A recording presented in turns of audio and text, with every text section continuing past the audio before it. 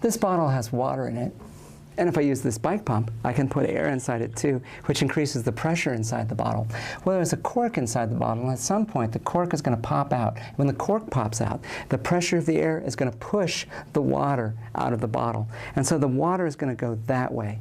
And you know what's going to happen to the bottle. If the water goes this way, the bottle rebounds, and it goes this way.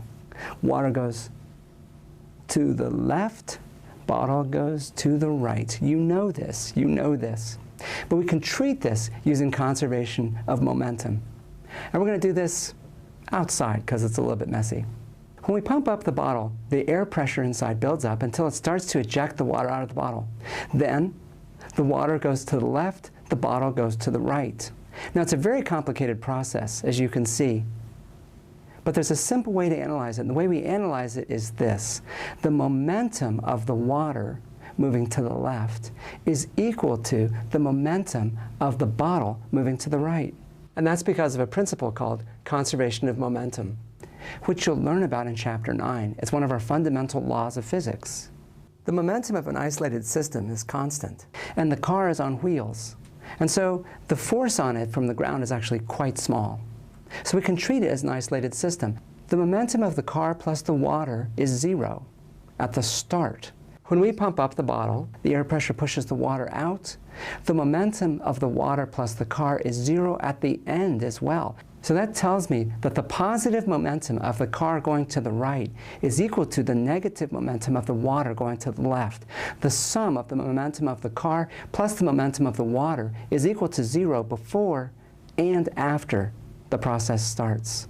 And that is how we use conservation of momentum to solve problems. You'll have frequent situations where you have a before and after picture. You look at the momentum before an action, and it's the same as the momentum after. And we can use that to analyze all sorts of problems, as you'll have a chance to do in Chapter 9. And we're going to finish by looking at a dramatic example of this. We're going to fire off the water rocket car again, but this time we'll do it in the studio. And we'll have one more difference. We're not going to do it on the table. We're going to do it inside a fish tank, and a fish tank on rollers. So I'll bring the fish tank over, and I'll take the car, and I'll put it inside the fish tank. And then what's going to happen is this. The water is ejected, but the water is going to stay inside the fish tank. So think about this. I've got the fish tank plus the water, plus the car, all inside the fish tank. What's the initial momentum of the system? We'll give you some choices.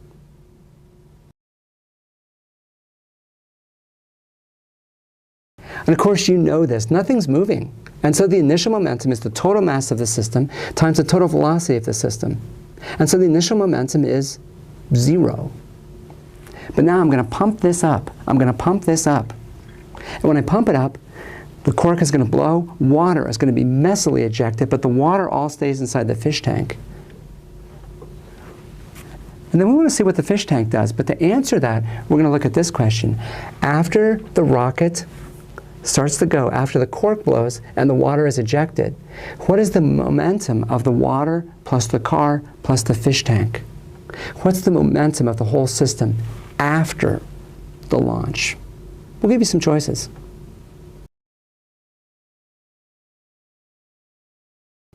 Well, in some sense, this is a trick question, because you know that this fish tank on wheels with a rocket car inside it is essentially an isolated system.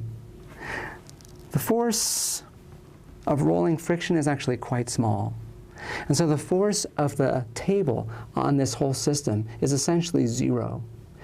So during the short time of the water coming out of the bottle, we can treat the force as being 0. This is an isolated system, and so the change in momentum is equal to 0. The momentum before the collision, 0, is equal to the momentum after, 0.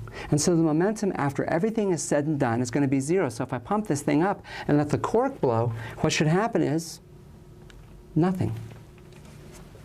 I think we have to try this and see if this happens. So I'm going to go ahead and pump this up, and at some point the cork will blow, and when it does, let's see what happens.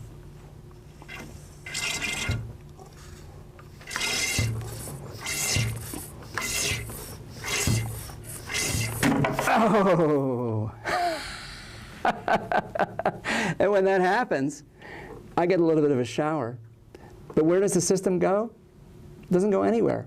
That's an example of conservation of momentum. You'll see many other examples in the chapter, and it's our first example of a conservation law. But there's other quantities that are conserved as well, as we'll see in the next segment.